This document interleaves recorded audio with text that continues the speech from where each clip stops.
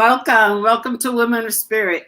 Welcome to a conversation that is happening in our living rooms. And the reason that we're doing it in the living room and not presentations, but a sisterhood having a conversation is because we all have had young people approaching us about being in the tradition and African traditions and seeing our aesthetic, seeing our lives through a vision that is ancestral, that goes back to our legacy of roots in West and Central Africa that have been forcibly distributed throughout the world. And the wonder is that we continue to honor those traditions because we understand them as the vision of freedom, the vision of our aesthetic, the vision of understanding who we are. So I'm Marta Moreno Vega. Welcome to Women of Spirit. And I'd like to introduce you to Miralda Simmons, my sister. Marta, you didn't say much about yourself now. So we're going to have to go back to you later. My name is Miralda Simmons, and I am a priestess Shango in the Kumi tradition. What people see me as in the world is as an advocate. I'm a civil rights and human rights attorney. I work day and night for racial justice, particularly for people of African descent. And what spurs me, what has always spurred me to do this, is the love and teaching of my family and the fact of who we are and what we are about. And through my travels, I have found strength. I have found solace, and I have found inspiration and fortitude in practicing Yoruba traditions and worshiping my ancestors and knowing the strength of the Orishas are in me. I do this every day. And when people ask me, how can I do what I do? I say that I have the Orisha behind me and I have my ancestors with me. And they talk to me and guide me every day. And I'm passing it on. And who should I pass it on to? Gloria. Glo, go ahead. Unmute yourself. Okay. So, hello everyone. How y'all doing? It's so good to be in the Corazon connection with all of you. I have my tea here, and my cup says Magical Mamas. So I am dedicating this to all of the magical mamas here, to our spiritual magical mamas, and all the magical mamas of generations to come. So I am Gloria Rodriguez. I am a priestess of Oshun, and I am a Brooklyn-born Puerto Riqueña, cisgendered mujerista, right? And the way in which my ASHÉ, I mean, first of all, we all are born with ASHÉ, and our Ori, right, is our destiny in life. So the way in which my ASHÉ really lives in me and expresses through me, right, is through the work that I do as a professor of psychology at a community college, as the founding director of the Almas Women's Institute, which is an organization I founded 22 years ago for women, for personal and spiritual development and self-awareness, as a psychologist that is really rooted in a mujerista perspective, which really centers spirituality and culture within the framework of psychological wellness and wholeness in my relationships with people. Right? Within community, I am all about community, flowing with community, in community, and a part of community. And so ASHÉ for me is that flow. It's that flow of the divinity that lives within each and every one of us as women, that connects us to the past, that connects us to everyone that in generations to come. And to really recognize for me where that comes from, I remember spending lots and lots of time with my grandmother, right? and following her around the house and watching her, work her ASHÉ and work her magic and do her prayers and be in relationship with spirit on a daily. So it's a part of who I am. It's a part of what lives within me, right? And so that when people ask, oh, how can you be an academic? How can you be a professor and still be a priestess? Well, we take ourselves wherever we go, right? And this is who I am, and this is what drives the programs and everything that I do in my life. Thank you. So who am I passing it to now? Maria.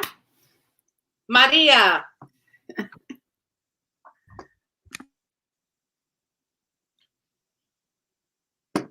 No te oigo.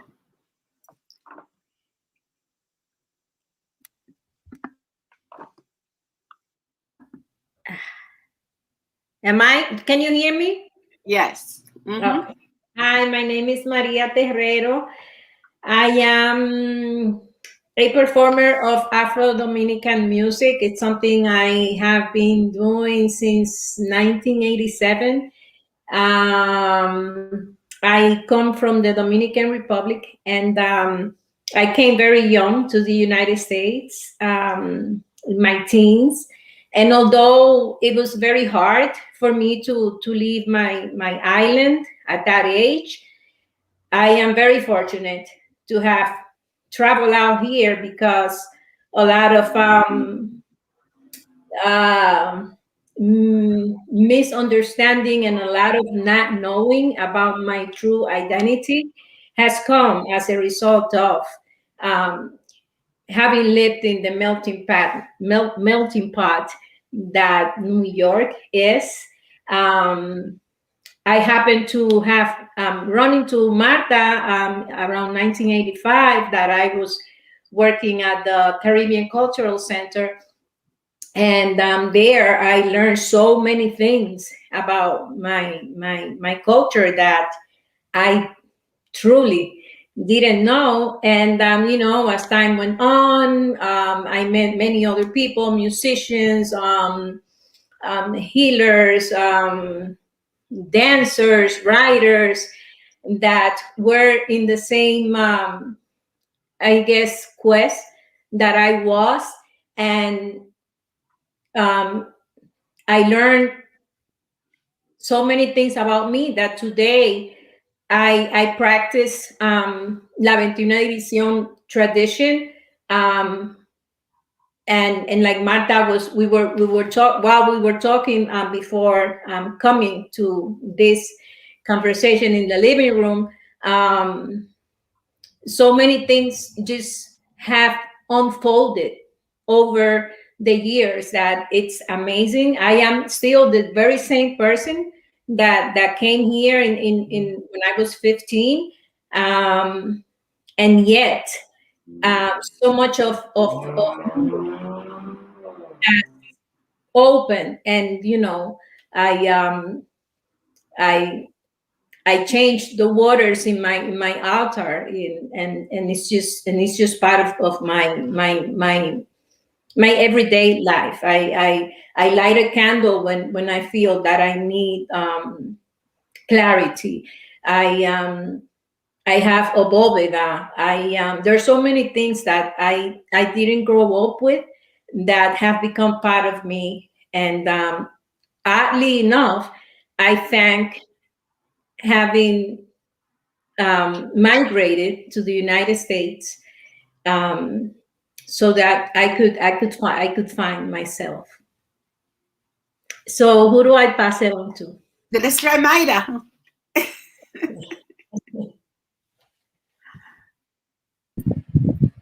Hola, buenas tardes. Aquí desde Puerto Rico. It's hot here.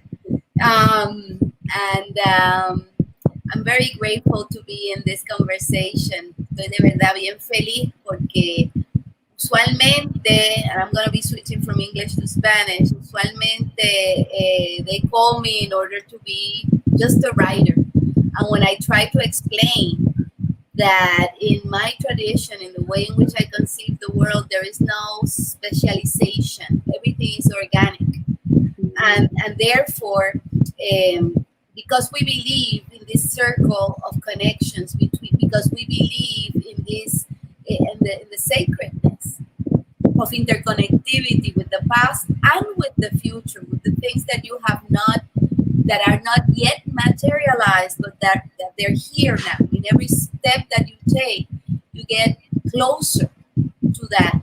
And they asked me, well, why is it that you are a writer and a professor, and you believe in these things? And I always have to explain that it is part of an act of freedom, y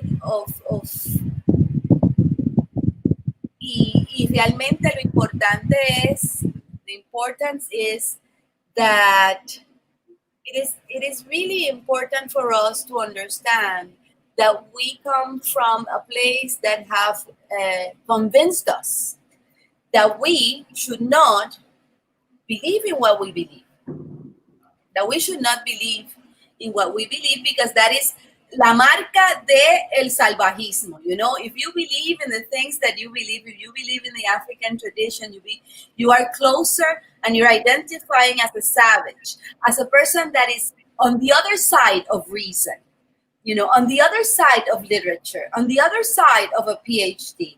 How come a person that believes in all these things is able to write a thesis, is able to write books, is able to teach in a university? We all believe that this comes from places of poverty, marginalization, witchcraft, etc., etc. Well, no. No. And every time that I step on a place, I come with my ancestors and I say what they have always told me. Mis mayores me han enseñado, ¿verdad? Que todos los días, and this is something I do every day, I say, o mi tuto, aguatuto, tuto laroya, tuto ache, tuto ri, tuto mo, tuto wo, bo, tuto, tuto egun, ¿verdad? My ancestors are with me. Tuto egungun. My ascended masters, teachers are with me. Tuto bog borisha. And all the forces of the nature are here with me. That's what ASHÉ is. So that's what I do.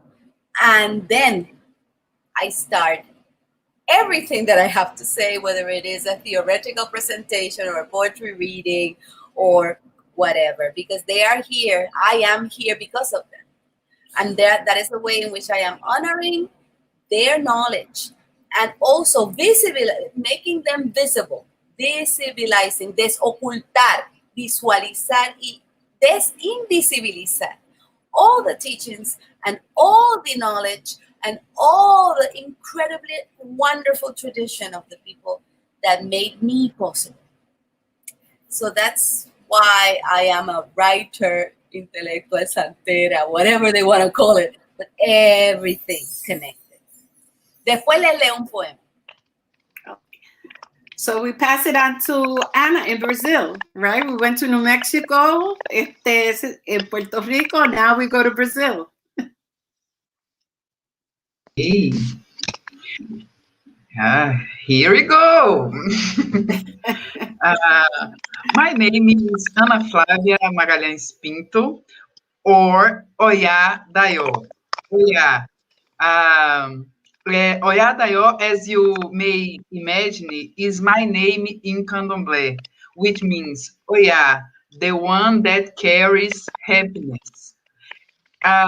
Even though I like to do several things and frequently at the same time, I feel very comfortable in saying that I'm a historian, because this occupation allows me to revisit the vestiges of what was lived by my ancestors in a broad sense.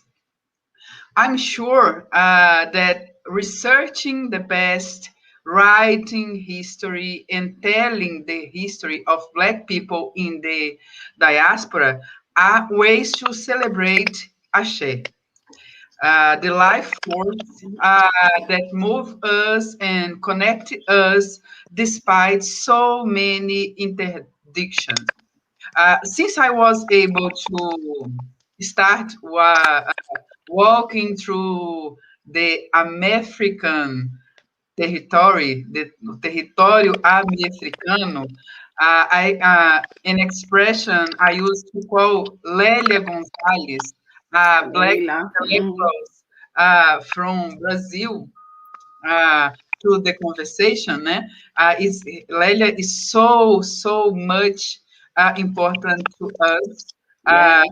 Mhm. Anyway, throughout my journey, in various connections and this connection with my Black people from the past and the present, it was very good to feel and say, I believe in the gods of the diaspora.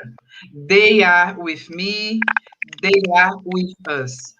And I'm loving the opportunity to be here with you because this seems more like one of those territories of Exu Eleguara, space very useful for the best communication to happen, to start, and to continue. Tomorrow, the abolition of slavery in Brazil will be 133 years old. People call me a lot of to talk about stories that limit our existence to slavery. Now, so I made a choice to investigate the stories, the histories of Black freedom.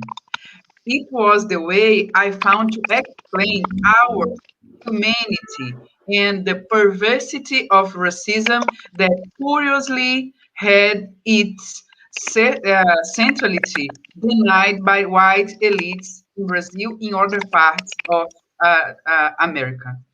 And this conversation is just proof that this choice makes sense. All these possibilities for me are expressions of ASHÉ. So I would like to listen more than speech, and I say from the deep of my soul, thank you so much. Gracias, Adupé. Obrigada. Gracias a ti. Gracias a ti. Manuela. Cool. Hey, Now I don't know who age is what, so we're just no, taking it. I'm like, I don't know if I'm You all have smart. babies. Somebody's typing. If you could please stop typing. It sounds like typing. Please stop. Yes. You Thank know, you. I could tell you how old I am, but I think I've added 10 years per child, and I have 4. So I think I'm pushing 80 at this point. Um, First of all, what a blessing to be with this family of beautiful, powerful women. Like all of you in some capacity, I've seen you, I've worked with you, you've mentored or influenced me unbeknownst to you. So Marta, thank you so much for this opportunity. You know, I am an Afro-Dominican woman with Congo and West African roots. And I think what I would like to kind of reflect on with these powerful sisters is like how I understand the concept of mother, right? And motherhood has been really up for me. We had a beautiful Mother's Day weekend, you know, and I was thinking about how important mother energy has been in the context of the world that we live in. Mother is power. Mother's rooted in love. She's rooted in care and respect for human life. I'm here because of my mother and my grandmother, right? Mothers are almost the ones who go and fetch you. And so that's kind of how I feel about my African spiritual lineage. My ancestors went and fetched me from the Bronx, fetched me from a life where my mother and my dad were not practicing African derived religions directly. She would, through, you know, holy water on my homework, and I'd get in trouble and I'd get mad at her, and I didn't know what that was with the plants. But my grandmothers had to come and fetch me, because the reality is our ancestors selected us. And so here, if I'm speaking to you today as a priestess of Shango in the Lukumi tradition vis-a-vis Cuba, if I'm speaking to you as an Intika Yayi of the Makisinsi Malongo or Palo Mayombe tradition from Cuba, originally the Congo, it's because our traditions claim the power of nature. Mother Nature is the vital law of nature. She is the vital force. So nature came to get me. She came to get all of us. Even when we were stolen from Africa and brought to this place that wants to convince us that we are here just as a source of labor, that we're a commodity, that our bodies are to make people and make work and money for others. That's the big lie. So Mother Nature came to fetch all of us. And so, like, who holds me down? For me, my greatest mother, Kalunga, holds me down. She is the mystery of the universe. She is the divine mother. She is the astros in the dark night. She's the water in the bottom of the ocean. She's the darkness that none of us can see. She's the abundance that keeps producing. She's complete all by herself. And so when I'm struggling with how do I navigate my life as a professional woman in all white spaces, largely in philanthropy, where folks took and extracted and sat on a ton of wealth and left the rest of us out from the work that we did. My job is to go and fetch that money and bring it back to community. It's to reclaim the abundance that is inherently ours. Is to reclaim our relationship to land and the fact that we can live with different kinds of values where there's enough for all of us. So that's where my Chango comes in. Fight for racial justice, speak truth to power, aguerrear cuando hay que hacerlo, porque there's people here who took more than they should have and are living and deriving benefit from our suffering. And so I feel like if my African spiritual legacy had not come to fetch me, I wouldn't have had any idea about what I'm supposed to be doing with my life or any kind of courage and clarity about which way to go. Whenever I lose my way, I come to my mothers, I come to my babas, I come to the Ifa, I come to the Nkisi, the Nkobo to design and give me guidance. I pray at my altar. I ask my grandmother to tell me in a dream. We have so much power and information at our fingertips. And I have to say, y'all, like, if I had not met women like you, who took a little bit of time to hold learning space, I may not have found what was always mine. Right? So thank you, Iyá, Marta, Gloria, Maria Terrero with Alves from my beautiful country, Sabine spinning beads with her, like, Vodun roots, like all of the diaspora came to fetch me. And I'm just so grateful to all of you. So with that, Iyá, I kick it back to you. Well, I think you called up Sabine, so let's go to Sabine. Somebody is typing. I wish you would stop, please, because I hear it. So I'm sure everybody hears it. So please stop. Thank you. Sabine. All right, greetings everyone. Oh my gosh, of course I'm following Manuela. We got that connection. So in my tradition from Haiti, honor and respect. I am Mambo Supuen Sabine Blazin, Omo Shango. Shango is representing tonight. But we're giving honor to our mothers, our Iyá Mis, from our ancestral mothers to biological mothers to community mothers. I give thanks to all my spiritual women elders that have guided me, seen and unseen, particularly my great-grandmother, grandmother, and mother, and my Iyá. I am a DJ, I'm a music producer and an event curator. I also coin myself as an artivist. I've been navigating scholarly worlds and bringing together art and activism. And I feel like at that intersection, there's that divine connection. Just like us women, we are not a monolith. So I wear many, many different hats, but it's all through the strength of Olodumare, Bon Dieu, my ancestors, spirit guides, Orishas, Waz, all them. So I was born and raised in the Bronx, big up the Bronx. I live in Brooklyn now, but my family, as I said, is from Haiti. And if we could stop typing, that would be great. Okay, awesome. So over the years, definitely through music and artistry, that's why I found my freedom and self-expression, and my ancestors were guiding me as well. Definitely came from a family where voodoo and these African spiritual practices were taboo, right? But in terms of my elders and my lineage, it's all interweaved in there, right? And various practices. Now that I have the sensibility as a priestess and a practitioner, I saw what my grandmother was doing. I saw what my elders were doing in my family. And definitely I am the chosen one in my family to continue this legacy and tradition. And I'm so proud and honored. I've come a long, long way to fight through familial, societal perspectives of who you need to be as a Black woman, especially with a strong Christian background.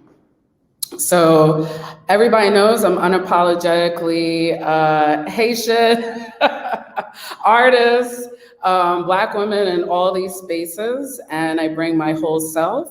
And as I went through my own spirituality and finding myself as an artist, it went hand in hand. So my brand is called Oya Sound, and you already know Oya, Yoruba, Nigerian deity. You and I. Here to talk about mothers. So, you know, I give honor and give thanks to mothers in my work.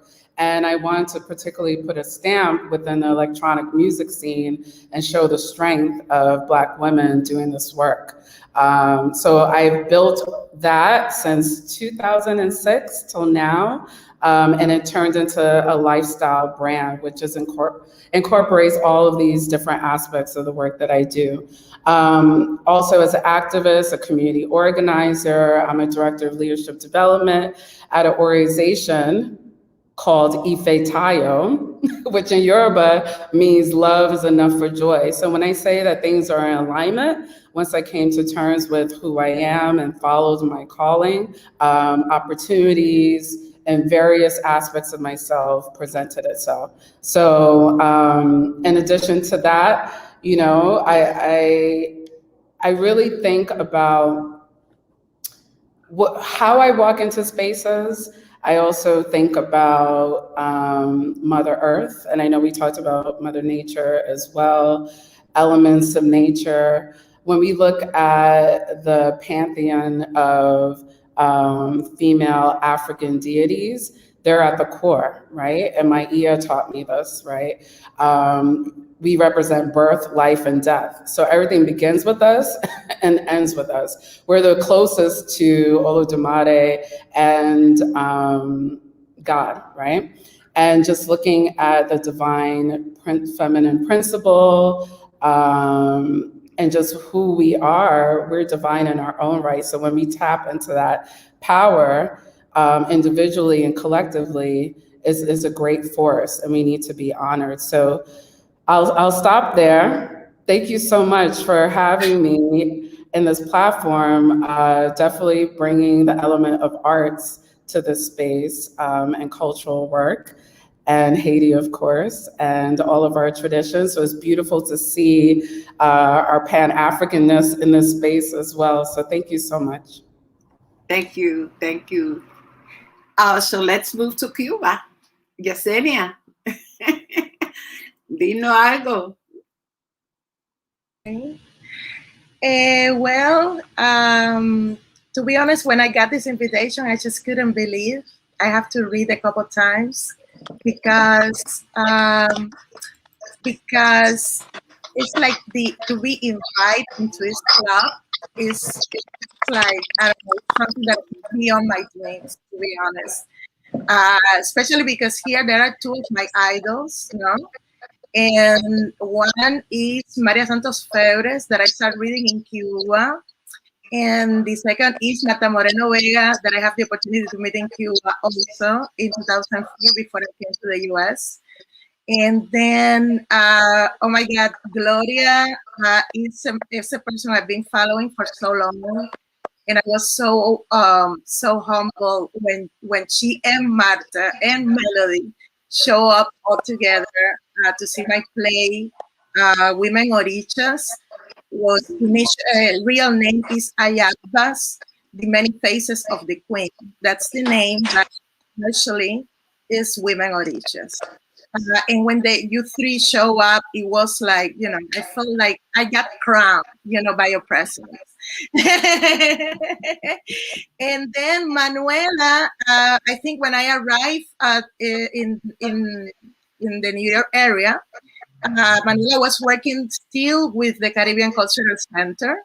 So around 2004, 2005, Manuela, you were working with the Caribbean Cultural Center, right?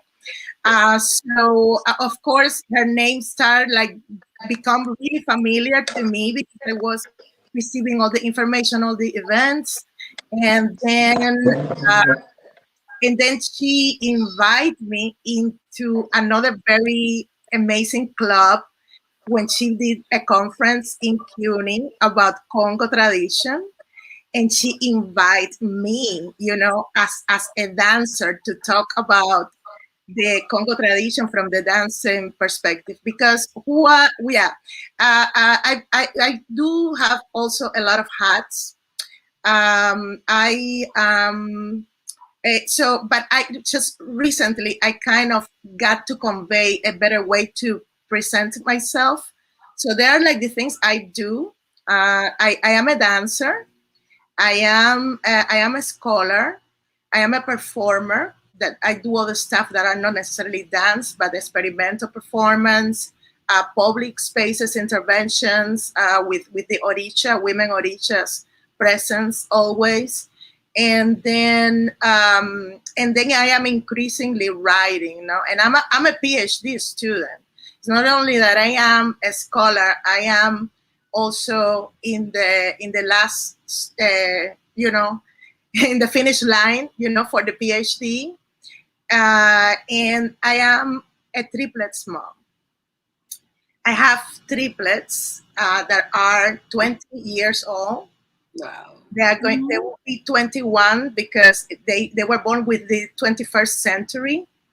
And then I have been one of the greatest thing that ever happened in my life was not the triplets. It was to meet my godfather, Victor Betancourt Estrada, in 1999. No, because it was a turning point for me.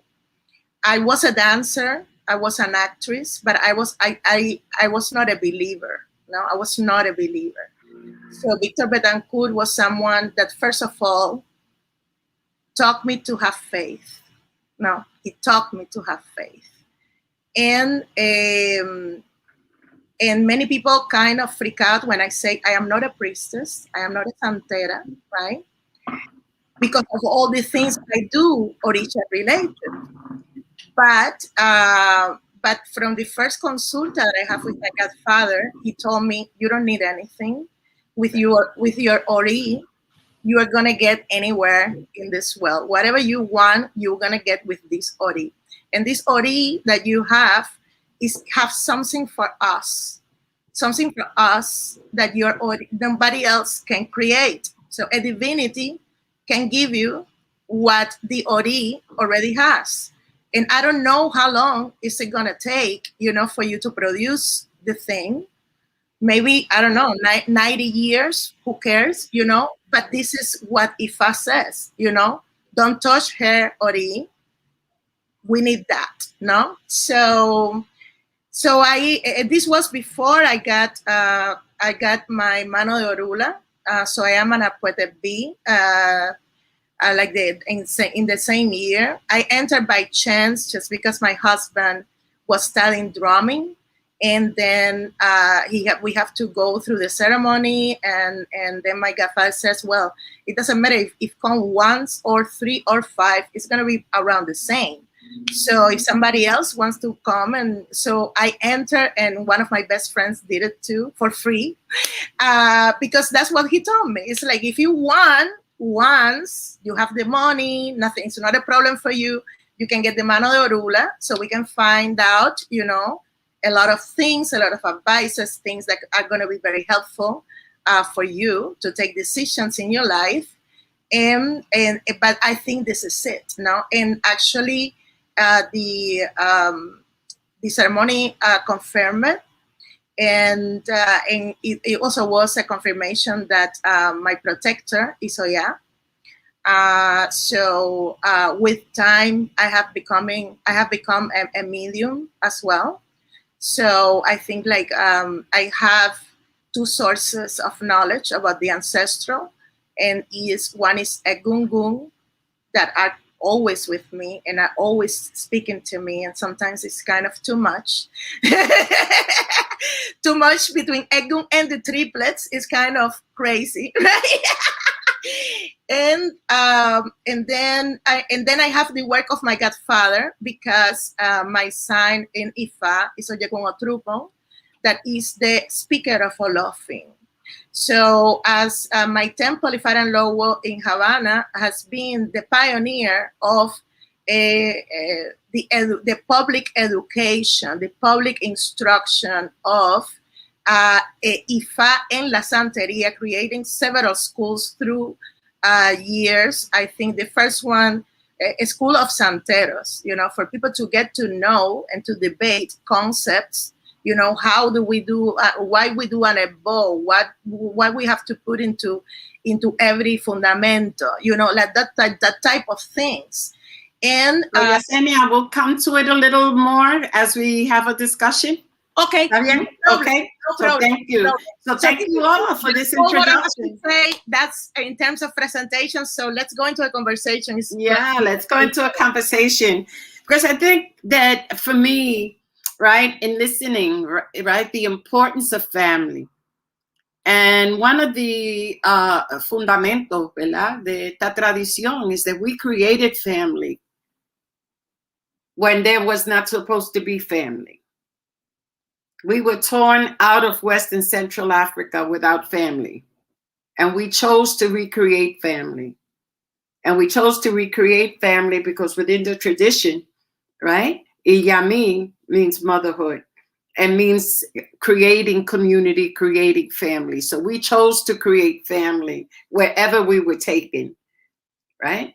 So this concept of family, this concept of creating community, this concept of understanding, right, that there is something greater than us that we carry, because we came with nothing. We came with nothing. We had to create whatever that something was. And Maria referred to La Bóveda, right, the altar to the ancestors. We created altars in different ways. You go to Brazil, you go to Cuba, you go to Haiti, and altars persist, right? So what is these creations that we continue, right, to manifest through family? And the importance of family, because we have blood family, but we have, right, the family, my madrina used to say, de piedra. And because we chose that family, it's fundamental. It's even more important than blood family. So I'd like to go to Mayra and her poem, and then we continue that conversation of, you know, creating family and what that means. What are the ethics, the values that we bring? Marta, can you listen to me? Sí, Yeah. me oigo. Sí. Es que yo tengo que hacer una pregunta, un cuento acerca de eso, y va a ser cortito y después leo el poema. But I started the path when my mother was dying. When I was 25, cuando yo tenía 25 años, I came back to Puerto Rico with a PhD. At 25 years old. I mean, I graduated and I had a PhD with 25 years old because I wanted to give that to my mother, who wanted to have a PhD, but she couldn't. I really want to be a writer, and that's it. But I came back with that PhD, and she started dying. So I went everywhere. And then I met my madrina.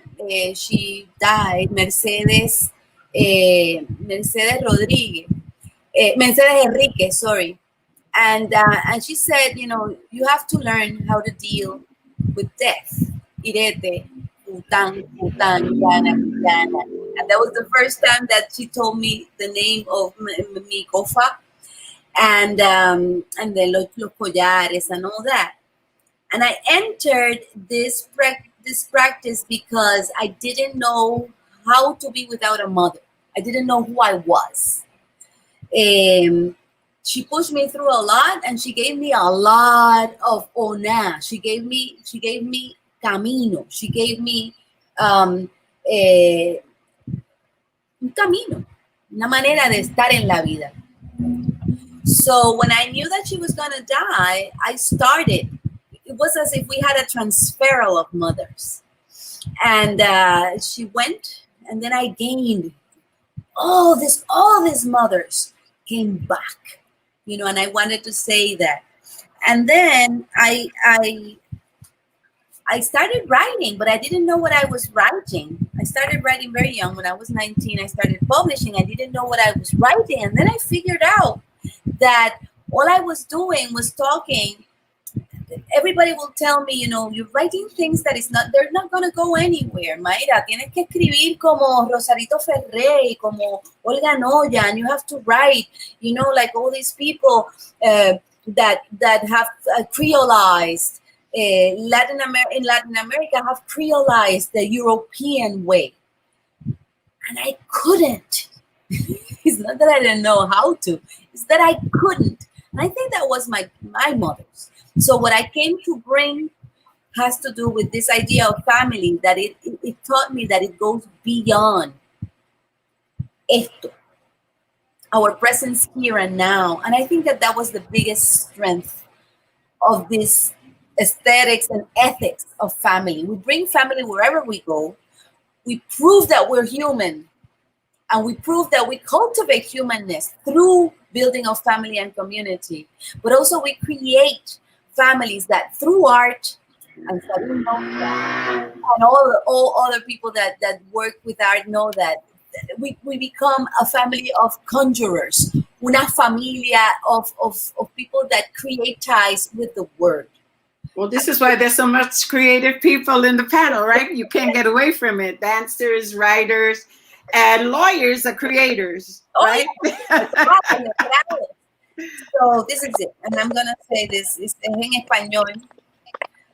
This is to my grandmother. Abuela, si tú fueras Iyalocha todavía, me dirías, hija de Yemayá, Carmen Salina, y yo te entendería. Mayra, forgive me. Who is typing? Who is typing? We have said, please stop, and you're not stopping. So that is not only rude, disrespectful, right?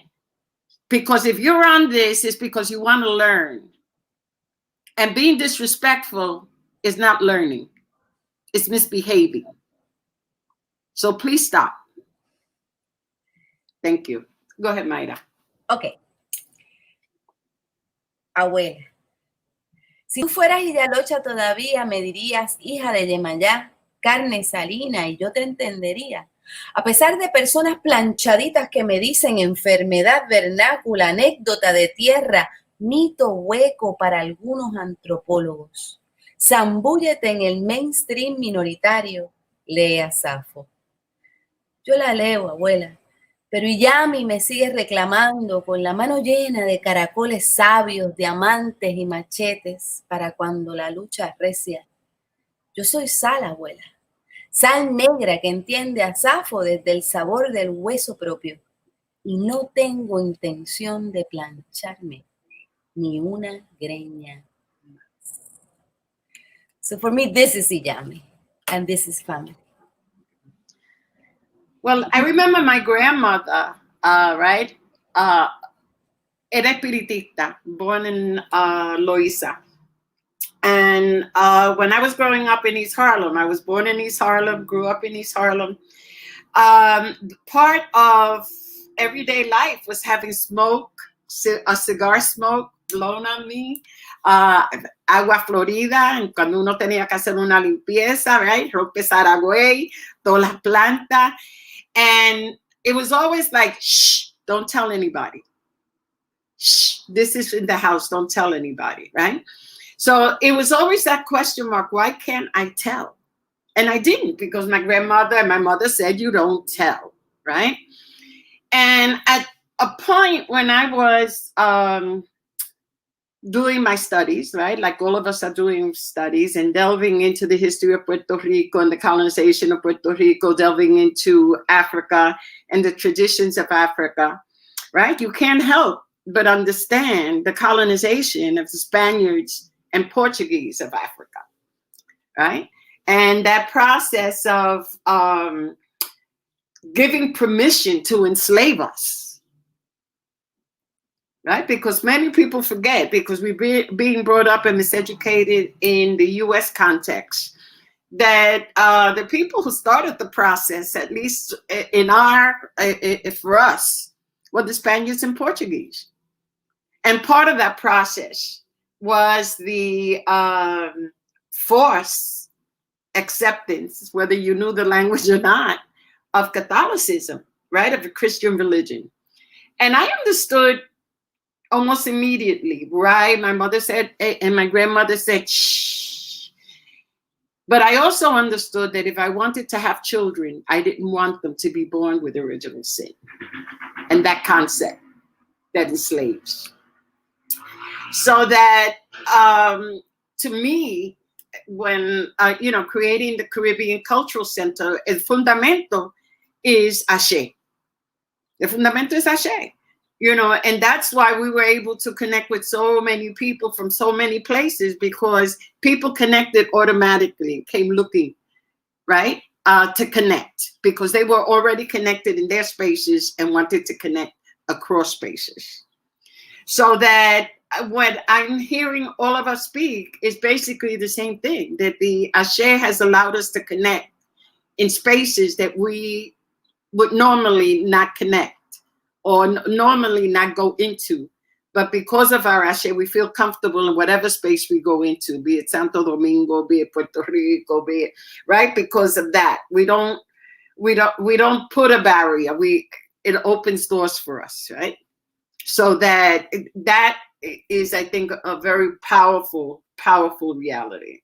Yesenia, sí, please. No te oigo.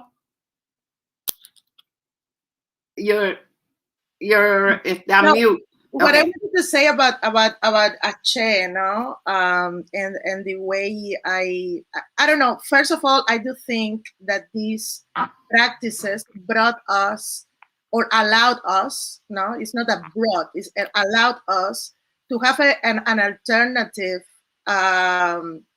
mirror, for our identities. So I do believe that most Latin American slaves, they were enslaved, but they were not slaves, because if you are a daughter of Shango, or a daughter of Iyá, or a daughter of Elewa, you are a daughter of the Odisha, Mm-hmm. You are connected to them, and they're always protecting you, and there is always a possibility, like the articles we have always give us how to take a step forward, into our mission. So I think this is very important, and this is what I'm saying, is that actually our practices have a different epistemology, right? Mm-hmm. A different epistemology, something that allowed us to think ourselves very different. So it doesn't matter that the colonial authority says that I am nothing, because I know who I am. I like people in my land know who I am, and they value me, and I have a space in that family. So I do think that's a game changer, that's a game changer completely in the way that many people have seen our tradition before. And then in terms of the ASHÉ, at least the way, again, it's like I've been the editor of the work of Victor for all these years. So all that I do is working through his ideas. I'm working through his ideas.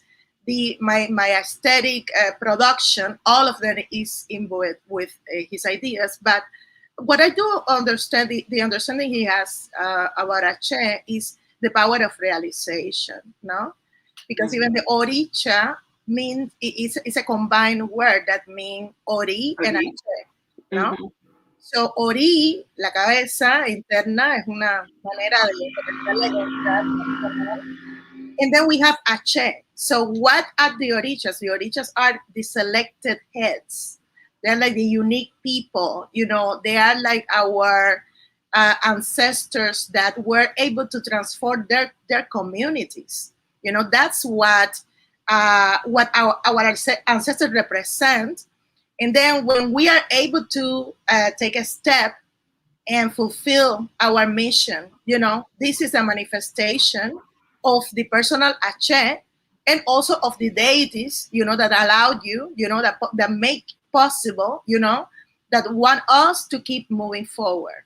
So I don't know. I just wanted to put it out. That's very important, because like the reality is, and I think that in Brazil, right, and Anna may want to address that, they can trace the women who created the candombles, the first candomble, Casablanca. La? And that was a recreation of our people, a choice of our people coming into a land that they did not know they were forcibly brought to, right?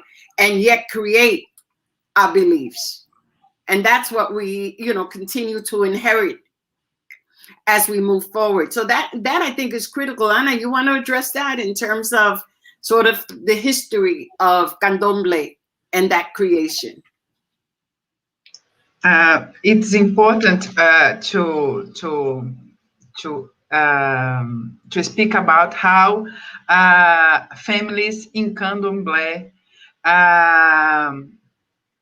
made ways of freedom in Brazil and in other parts of the world. Actually, when we talk about Orisha's traditions in different parts. And even in the case when we recognize case of the enslavement inside the candomblé is different of white and capitalist way to keep people in slavery. So it's important to us, especially understand how not only Catholic associations, brotherhoods, were important to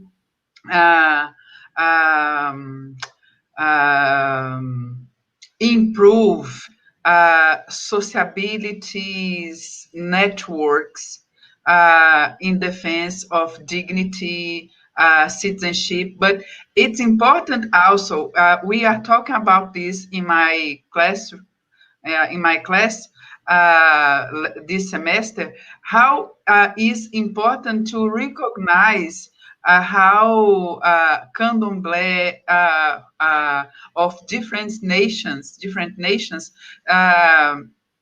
they were important in Brazil to create sense of freedom and keep the technologies of life despite of the violence. So in terreiros, in the house of candomblé, we developed, we created meanings of territoriality, education, health,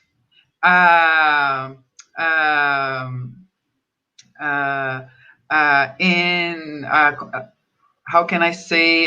Sometimes I speak so much Portuguese only this year, so the words sometimes We'll say like them in Portuguese. I can speak in Portuguese as Yes, well. you can. So let's go. Go ahead. I don't know if you can. Hablamos portañol, you know. Yeah. When I say I can believe, I do believe in God of diaspora is because the possibility of speak English today is a kind of gift I received of Orishas in my past, because it was Black people in diaspora who um, had taught me to speak a little bit, even Spanish, even Portuguese. So if English is better, I'm gonna try, because it's our language as well.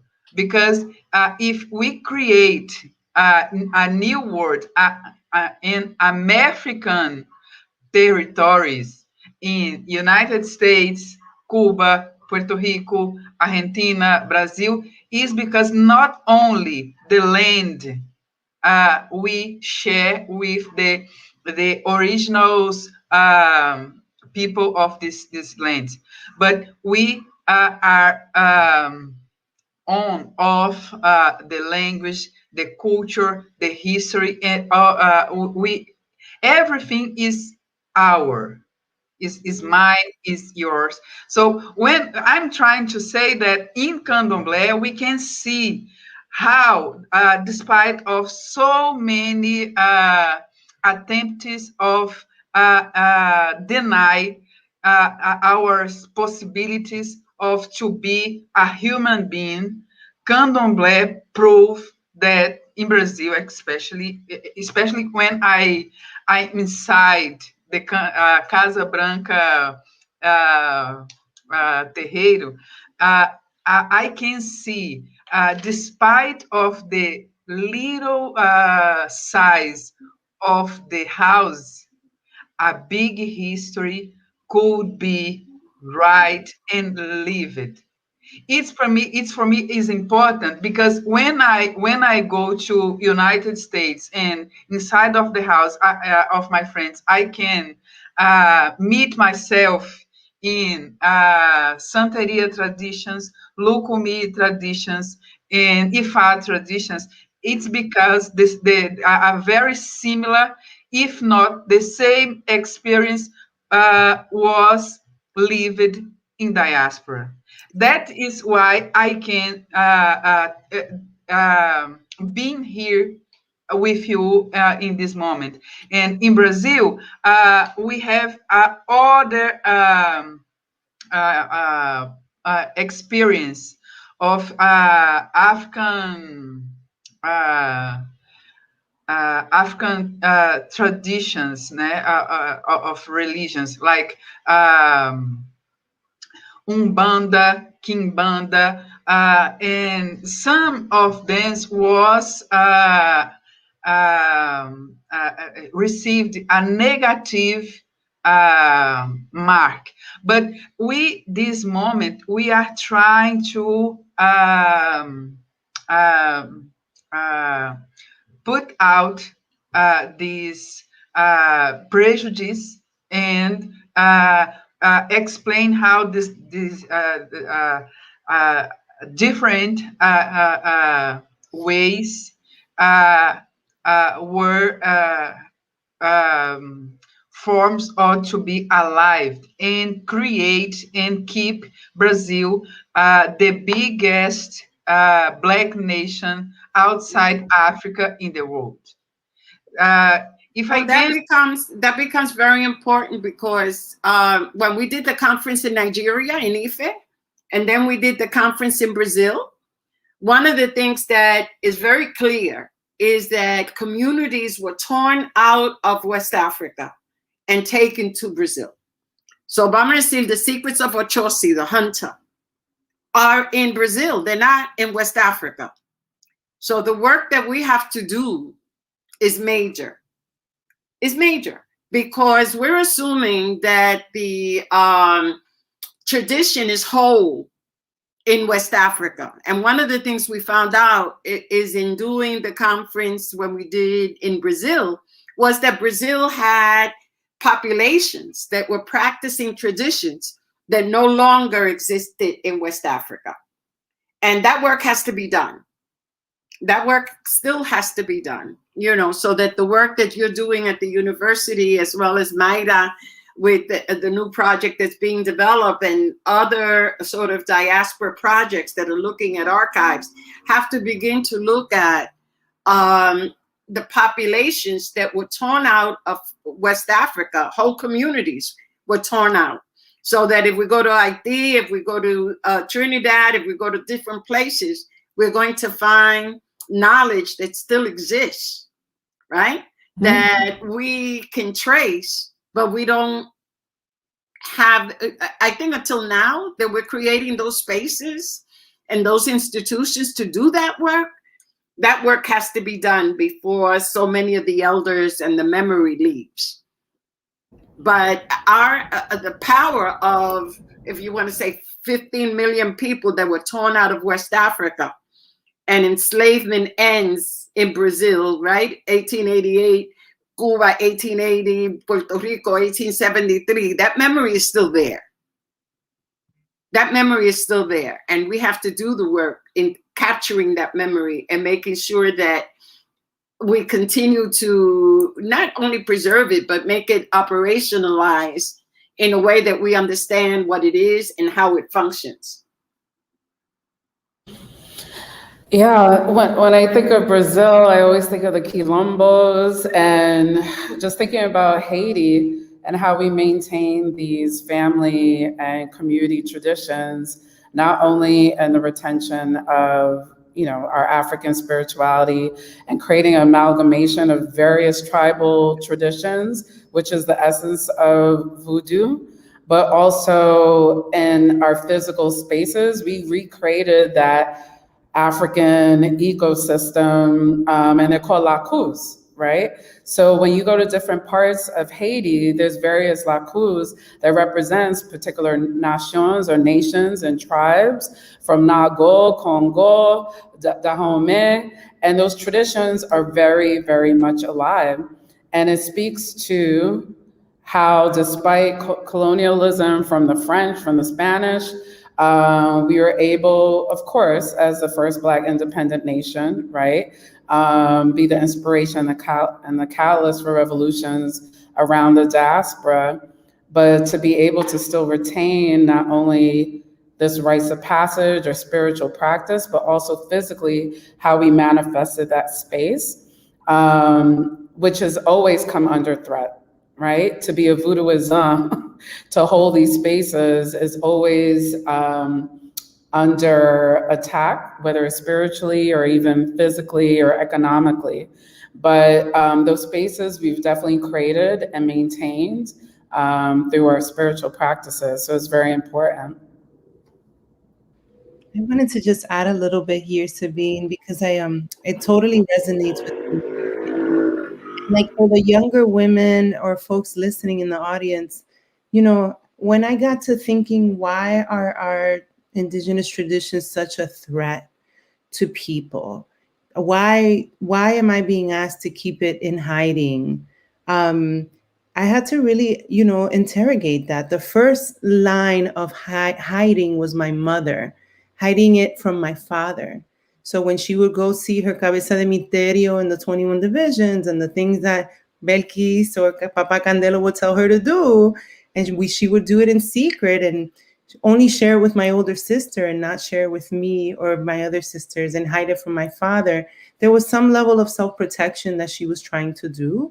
But when we put it on a macro level, it's a, you know, I have to always interrogate, why does me standing in my power in connection to nature threaten to the contemporary society? And it's because of the values of collectivity, true good government, right? The Mbongi and Congo tradition means the people tell the president what to do, and he must listen. And that is the people and the elders and the good government who will hold you into accountability if you stray off path, right? So that we have relationships that are connected to spirit and to social organization. And I think that is a complete threat to the society that we live in, especially a Black woman's power, who is generally pushed into the bottom of the totem pole. But we know that she's the source of creation of everything that's really producing for society. Think about the essential workers right now. If it hadn't been for them, where would any of us be? If it hadn't been for the child care workers, for the mothers who were working and mothering, like none of the billions and trillions made on Wall Street would have been possible. And all the expansion in resources that we've seen from corporations, literally is because of us and the work that we've been doing. And so our traditions present a direct threat to that type of extractive social organization. And, you know, initially when I was first starting in the tradition and I would hide my beads, I was a Iyawo. My first job in philanthropy, I had to cover my head. People are like, what are you wearing all those things for? What does it mean? I was given advice about what to say, not to say. You know, it was all about trying to erase us and ingrain in us this idea that there's something wrong with who we inherently are. And you have to do so much work to undo that erasure and that's violence, because believe it or not, that white supremacy is inside and everywhere. It takes so much work to really make sure we're clear that we don't deserve that treatment, that is not who we are, that we're bigger and we're deeper than that. So I just kind of want to riff with you on that, Sabine, a little bit, because the work is ongoing, and getting enmeshed in our traditional religions is the first, I believe, the first step to our personal liberation as people of African descent. Ashe, I don't want to maximize the time, but that also reminds me that it's very essential as priestess, as practitioners, that we intentionally create the collectives and hold space for each other. Because a lot of times when we do this work, we need that level of self-care and that motivation.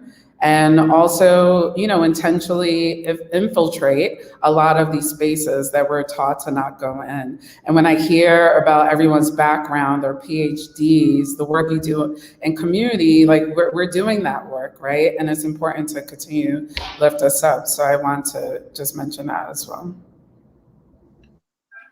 Yeah, I'd like to jump in and just kind of piggyback on what Sabine is talking about in terms of being able to kind of create community in an everyday practice, right? So for those of us that are practitioners of African based traditions, it's not just in the Ocha room, right? It's not just in ceremony. It's not just in these kinds of religious contexts, but they are lived within ourselves, and these values of community and connectivity and the sacredness that exists within each of us, right?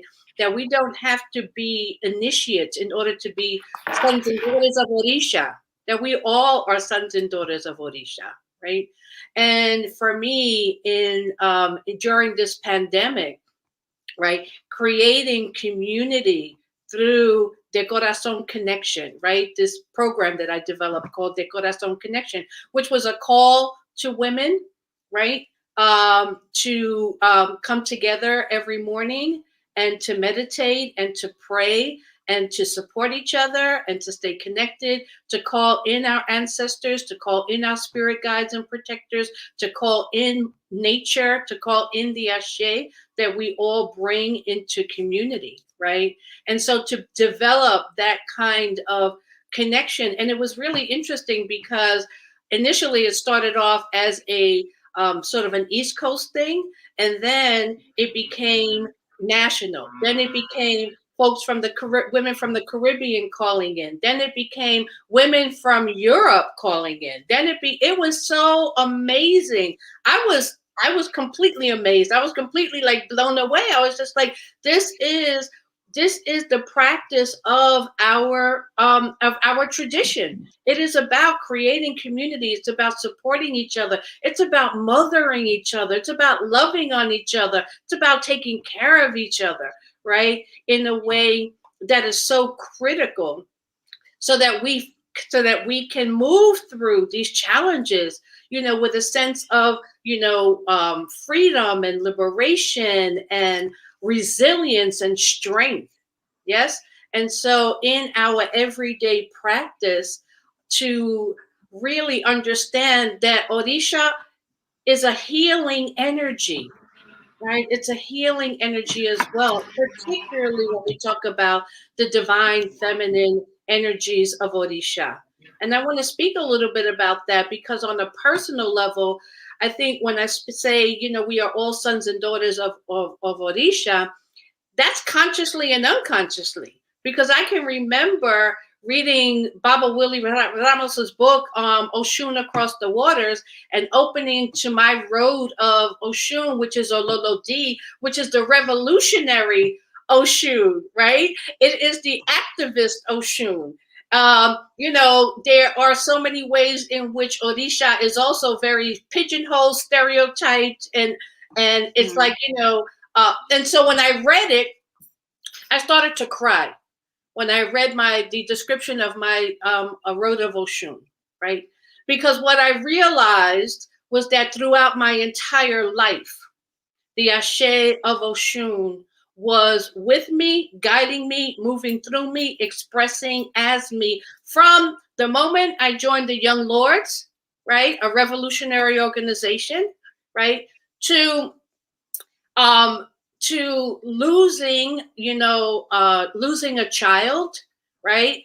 And not allowing for that healing to happen, right? Because I was involved in a militant political organization out in the street, doing, lost a baby. And it took years later when I was in the workshop, and it started, all of that started to, like, sort of like as a volcano, erupt from within me, that I needed the healing. And so what I heard and what I was privileged to do was to go to a river.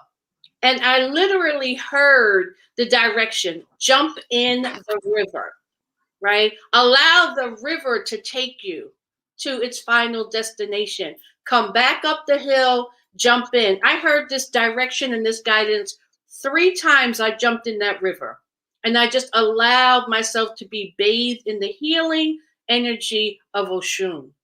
I had no idea what that was on a conscious level. But as in retrospect, I'm like, whoa, Oshun has always been my mother. She has always been the healing mother. And I think that, when we talk about Odisha, oftentimes we talk about Odisha as if it is Odisha just lives in our pots, right? And not that, as you were saying before, that Odisha is nature. It is the sacredness of all life itself. And so for us, I mean, and I would say that for many young people that perhaps are listening to this, because I think that when young people are interested in the tradition, particularly in the Odisha tradition, there's almost this idea that they have to be initiated, right, in order to be connected to Odisha in some way, shape, or form. And I think that for those of us that understand that if you go to the natural Ile, the natural home where Odisha resides, that connection is just as critical and just as important for our well-being, right? So yeah, as Yesenia said, and that's how Elpidio Cárdenas, my godfather, and my godmother, Miralda Rodriguez, would say, we're born with Odisha. We're born with the sacred. We're born with ASHÉ, right? And what ritual does, what ancestral worship does, what the practice does is open up more possibilities but you're born sacred, you know, and that I think to me was critical in terms of embracing this tradition. Because when I had my baby, when I had Sergio, I was like, he cannot be born with original sin. Mm-hmm. How is that possible? Such a concept to be put on my child, Mm-hmm. right? So that was the determining factor. Like, my child is sacred, is precious, Mm-hmm. and nothing can change that. And any concept that changes that is because it wants to enslave, right? And imprison my child, right? And imprison the family. So I think that we have to look at the liberatory, is that a word? Liberation factors that we present, right? In terms of these traditions, because you're sacred from birth. That's it. You're sacred from birth. Mm-hmm. You're not wiping out any sin that you didn't commit. You know what I'm saying? To put it, you know, clearly. Mm-hmm. So, you know, there is a theory, a philosophy, a perspective that the tradition brings, and it's constant everywhere.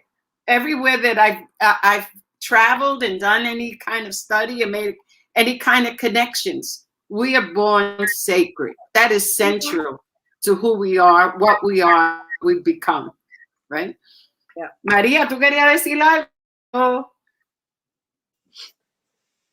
Oh, yeah, ¿Me yeah. I'm oye? sorry that, yes, I'm sorry that I don't know what happened with the technology, and I kind of like disappeared, but I'm back. Um, um, I think what makes it so hard is that the systems in place within the social system are so powerful in not um, in not allowing us to be in touch with what we are born with. Um, it's amazing that when I came here, when I was a young girl, I mean a young teenager, and came here, this is where I learned, or I started to learn what identity is. I I didn't have a concept. I knew I was India because they call me India in my country. They don't call me black. Um, I um I didn't know anything about my Haitian brothers or sisters. I had to come here to the United States to learn about us, and also, I was also part of the social justice movement since very young, and it's amazing how through that I came to the the musical and the dance expressions of traditions that were were hidden from my view. I didn't really see them. I had to come to New York and learn what Gaga was, what Palo was, what Congo del Espíritu Santo is, and it's amazing. Like you see videos in YouTube, for example, of the children in Villamella, to the north of the capital, in Santo Domingo, and these kids they grow up singing their traditions. They grow up dancing their traditions, playing, building instruments. But for the people, things have changed. There has been a big movement, and a lot has come to light, and there are many projects taking place in the Dominican Republic and in New York City, to bring light to this. But when I was growing up in the capital, I had no idea that any of that happened. And every, in a predominantly Black country, I had no idea that I'm being black or not being black was a question. When I came here and I, I met the African American sisters, and their hair natural, and I learned about Brazilian dance and Haitian dance, and that's how I, the idea of identity. So imagine young people still grow in our beautiful countries without sense of identity, and that's why the work that that can be done in the communities here. There's great work going on in the Dominican Republic. Today, still today, little girls in Santo Domingo turn away from school if they wear their hair natural today. That still happens. You are rejected from certain positions if you wear your hair natural. So a lot of work has been done. We have come a long way, but there is so much to do, and the system is very powerful. It's very powerful. Yeah, we were colonized with the idea of Christ, and the Catholic Church, but now it's not only the Catholic Church. Now it's the evangelicals. It's heartbreaking to see what is happening, and at the same time, I must celebrate the work that there are institutions, and there have been a lot of scholars digging out the truth of our essence. But there is still a lot of work to do. There is. I don't know if Esmeralda's on because she keeps getting disconnected. Is she on? Hi, Esmeralda. I'm on now. Thank you. I have to speak quickly before I get bounced off again. Technology is here and there. It's up and down. But sisters, I just wanted to emphasize the fact that, and celebrate all of you, because all of you are practicing your culture and your spirituality in the world. We are in the world. We are making change. We are making social justice. We are forcing people to recognize who we are with our ASHÉ and making change for our people and actually for the entire planet. We are in concert with the environment. We are not working against it. We're trying to save our planet. We're trying to save our people. We're trying to save our people from simple things that we think are normal, so that we can have health, we can have education. We don't have to be burdened with police brutality. All of those things we are doing as activists, as warrior women, as spiritual women, as women practicing African tradition. It is what fires us up. What else would I say as almost young go? It's what fires us up. It's what keeps us going. It's what the core that they cannot distinguish. They tried to extinguish it. They tried to beat it down. They cannot beat it down. It is in us. It is us. And I am so grateful that I came to know so much. And of course, there's always so much more to learn, to know so much about my heritage, about our heritage, through dance, through political education. Just because you can't talk about, if you didn't come from Europe, where did you come from? What were your traditions? And what part of those traditions do you want to keep? And what part do you want to throw in a garbage can? So I'm saying that as we grow spiritually, as we practice, and I acknowledge each of you, as we practice, as we learn the power of our spiritual practices, as we learn the power of being African, that we learn, we also acknowledge that that is the fuel that allows us to be liberators of ourselves. If I can ask each one of us to say one word in closing, and I would like to say, Ezomo Obatala, thank you, thank you, thank you. Thank you for answering the call, and we will continue these conversations, hopefully.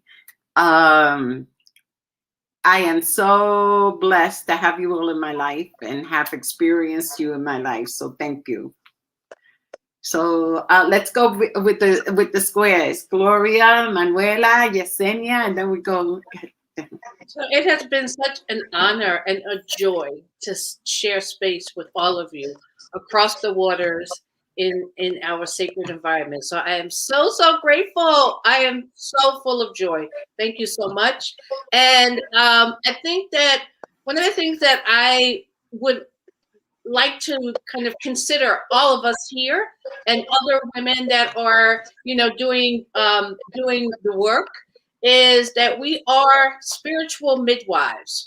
We are birthing a new society that is about justice, about equity, and we're doing it from the heart, and we're leading from love as a liberatory, right, force. So thank you all. Thank you, Manuela. It's also deep gratitude, Sistren. I just want to wish you all immense peace, fire and resistance, a refusal of anything that chooses to diminish us, dignity and love, healing, healing, healing, healing for all of us, for our people. Ashe. Ashe. Yesenia? Well, use just one word, so my word is sisterhood, certainly, no?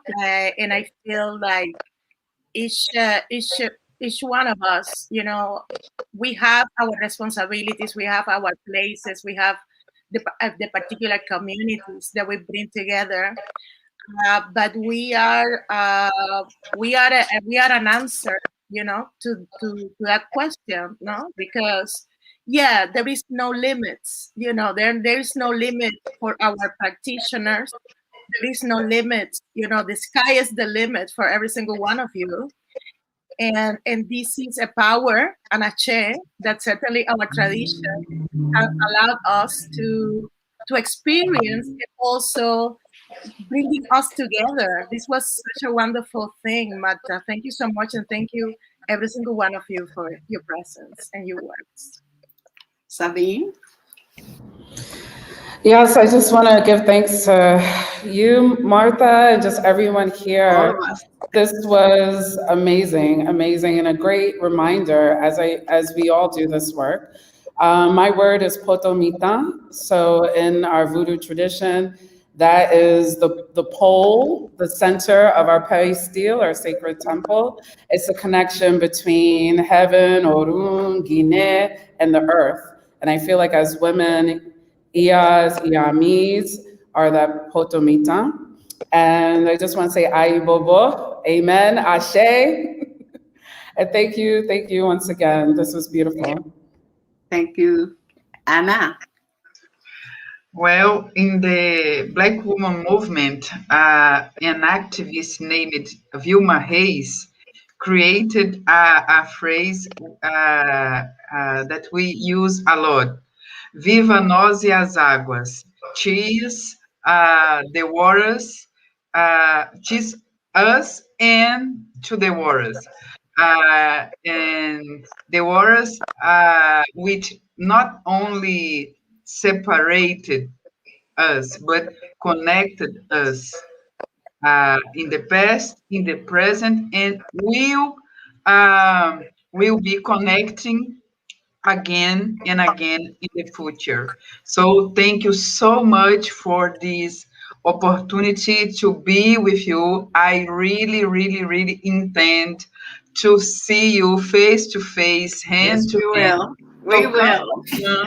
heart to heart. We will. We will. You all have to come to Loisa. Thank So we you. will make it happen when the doors open and flying happens. Or we'll use our brooms. Later. Bueno, la única palabra, the word that I want to say, of course, is frescura, omituto. Omituto. We are in a moment in which we need clarity, but we always need frescura, to be fresh. These are very trying times, and this connection has always have refreshed me, because as we know in our tradition, everything that is made in anxiety turns out bad. That's where that's where the unbalance comes from, and we have lived with a lot of unbalance lately. But slowly, I think that this is starting to create. I can see balance starting to sprout. So let's keep watering that balance, and let's keep trying to live in balance and in freshness. ¿No? Gracias, hermana. La siento con el corazón. Muchas gracias. Nos vamos a ver en Loíza. Seguro que sí. Thank you, and thank you, Sabine, and thank you for creating this incredible space from Haiti, because I know that the Caribbean was born in Haiti, and we have so much to do in order to recognize that. So I want to know more. I want to keep in contact. Thank you for being here, and thank you, Marco.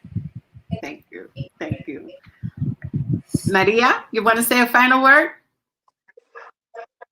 Yes, I want to say gracias a la misericordia. That's the way we salute our misterios en la 21 División. I want to thank you, Marta, for creating this space, and I definitely am looking forward to continue growing and moving it forward. ASHÉ. Esmeralda, my sister from another mother. Yes, exactly. One word before I'm bounced off. ASHÉ, ASHÉ, ASHÉ. The power is us, and we are the power. And we will be eternally grateful to be on the planet as we are in order to provide our power and our spirit. Thank you. We are the manifestations. Absolutely. Iyá Mi, thank you. Thank you for sharing, and thank you for answering the call. Thank you. ASHÉ. Ashe, ashe. Yeah.